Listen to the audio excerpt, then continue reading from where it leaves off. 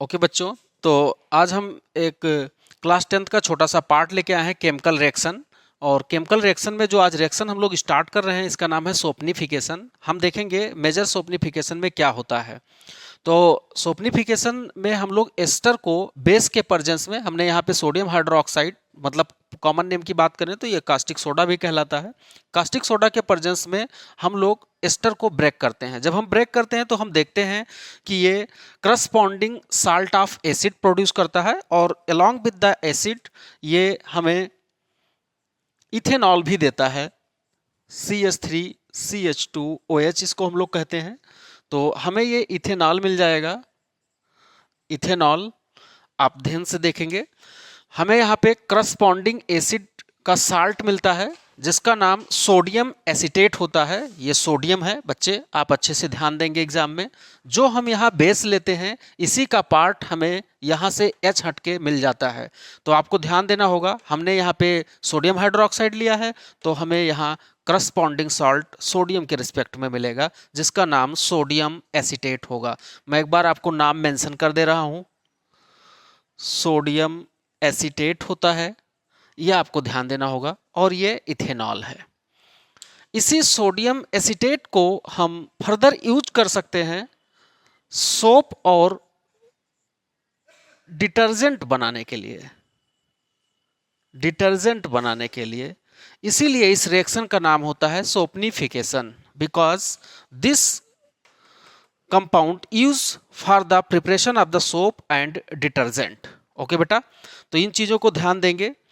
और हम लोग को एक इसी से मिलता जुलता और रिएक्शन ध्यान देना होता है। ये मैंने सोपनीफिकेशन बताया है। एक और रिएक्शन होता है जिसे हम लोग एस्टरीफिकेशन बोलते हैं, एस्टेरिफिकेशन बोलते हैं।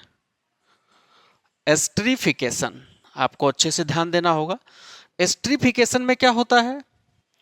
एस्टरीफिकेशन में क्या होता है बच्चे? एस्टरीफिकेशन में एस्टर बनाया जाता है। हम कह सकते हैं the chemical reaction, the chemical reaction, the chemical reaction in which ester is formed, ester is formed is known as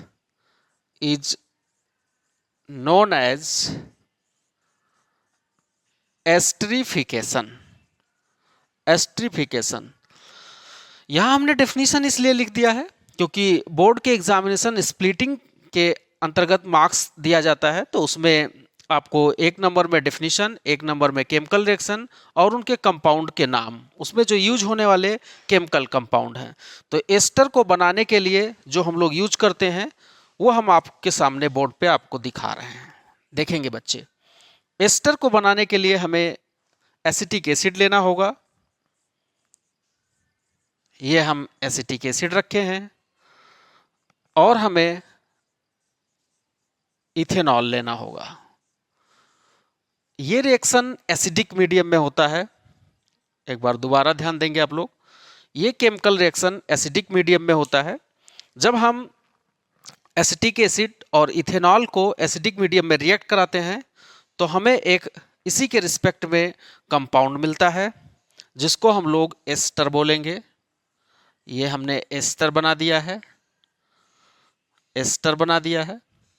during the esterification 1 mole of water molecule also form, 1 mole of water molecule remove from the acid and alcohol।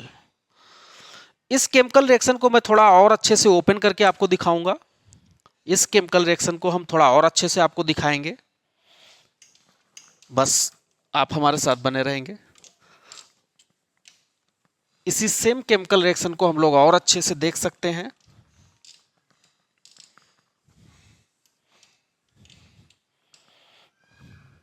ध्यान दीजिएगा बच्चे,